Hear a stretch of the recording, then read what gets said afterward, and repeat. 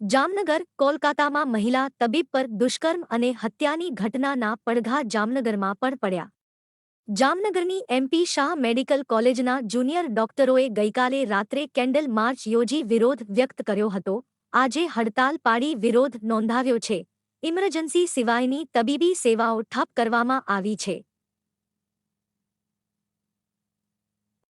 આજે MP Shah medical college ખાતે મોટી સંખ્યામાં જુનિયર તબીબો એકઠા થઈ વિરોધ પ્રદર્શન કરવામાં આવ્યું હતું.